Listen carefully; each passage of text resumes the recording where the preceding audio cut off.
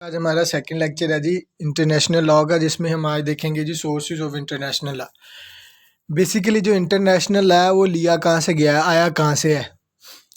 तो इसमें हम देखेंगे in the absence of any codified law on the sources of international law, article 38 of the statute of international court of justice has become relevant. उसने कहा है कि अगर किसी भी कोडिफाइड लॉ की एब्सेंस हो, अगर एक मिसाल हम कोई लॉ में देखना चाहते हैं कि पॉइंट ऑफ व्यू लॉ इधर क्या कहता है, अगर लॉ उधर खामोश हो तो हम किधर से चीज़ों को लेंगे, यानी कि उस प्रॉब्लम को सॉल्व करने के लिए देखेंगे इंटरनेशनल कन्वेंशन को देखेंगे, इंटरनेशनल कस्टम्स को देखेंगे, जनरल प्रिंसिपल ऑफ लॉ को देखेंगे, जुडिशल डिसीजन जो दिए गए होंगे उस तरह के मैटर के ऊपर उसको देखेंगे।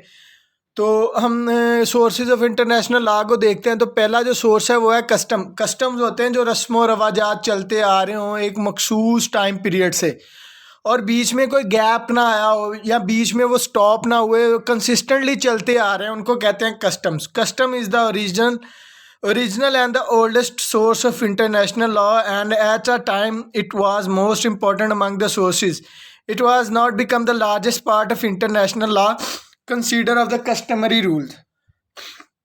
जो कस्टम है वो एक ओरिजिनल ओल्डेस्ट सोर्स है इंटरनेशनल लॉ का, और वो बहुत लंबे टाइम पीरियड से चलता आ रहा है। इम्पोर्टेंट उसकी जो इम्पोर्टेंस है वो किस वजह से है कि वो लार्जेस्ट पार्ट है इंटरनेशनल लॉ का।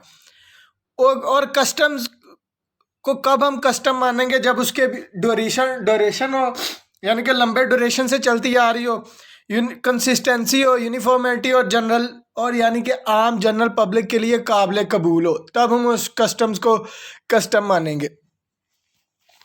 हम इसका अब सेकंड सोर्स देखते हैं, treaties.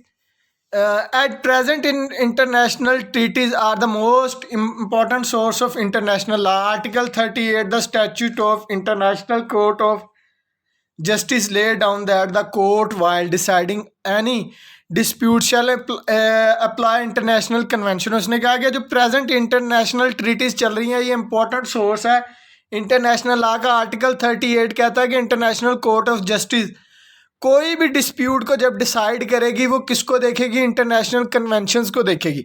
Treaties are the agreement between two or more state between other subject of international law by create an intent to create a relationship between themself. अब treaties है एक agreement है दो स्टेट के दरमियान कि वो अपना रिलेशन किस तरह लेके चलते हैं, उसको जो भी उस रिलेशनशिप में चीज़ को डिफ़ाइन करना है, जो भी उसका जो क़ायदो ज़बाबत होंगे, शराइत होंगी, वो सारा कुछ वो डिफ़ाइन कर लेंगे। एक ट्रीटी, एक मुआहदा साइन कर लेंगे जिसके अंदर वो सारी चीज़ें लिख लेंगे कि हमने इन चीज़ों को इस तरह लेके चलना है मुआहदे में। अब तीसरा जो सोर्स है वह general principle of law. Although customs and treaties are in practice the principal source of international law, that cannot be regarded as the only source of law. अब जनरल प्रिंसिपल ऑफ लॉ क्या है? अब जैसे कि एक चीज़ है वो सारे मुल्कों में चलती आ रही है, जैसे कि अगर कत्ल कोई करता है तो कत्ल की सज़ाए मौत है, वो सब मुल्कों में ही सज़ाए मौत है। तो वो एक जनरल प्रिंसिपल ऑफ लॉ है कि जो कोई मुल्क उसको डिनाई नहीं कर सकता कि हम नहीं मानते। बेसिकली इंटरनेशनल लॉ होना इस तरह चाहिए कि वो सब मुल्क मान भी लें और उनको उसके ऊपर चलना भी आसान हो। अब इसका हम फोर्थ सोर्स और लास्ट सोर्स देखेंगे, judicial decision. Judicial decision are the subsidiary means for the determination of rule of law and therefore are the subsidiary and indirect source of international law. अब जुडिशल डिसीजन बेसिकली होता क्या है? दो मुल्कों के पहले, आज से पहले कोई दो मुल्कों के दरमियान कोई डिस्प्यूट हुआ था, उसके ऊपर अदालत ने कोई फैसला दिया हो पहले से जो मौजूद पड़ा हो, उसको हम कहेंगे जी जुडिशल डिसीजन है, जो अदालत ने किया हुआ है इस तरह के मैटर के ऊपर इससे पहले, तो वो भी सोर्स ऑफ इंटरनेशनल लॉ में आएगा। बेसिकली हमने आज के लेक्चर में देखा है जी इंटरनेशनल लॉ के सोर्सेज कितने हैं और हर सोर्स को सेपरेटली हमने थोड़ा थोड़ा टच दे लिया। बेसिकली हमारा मकसद है कि हमने समझना है कि इंटरनेशनल लॉ है क्या चीज़।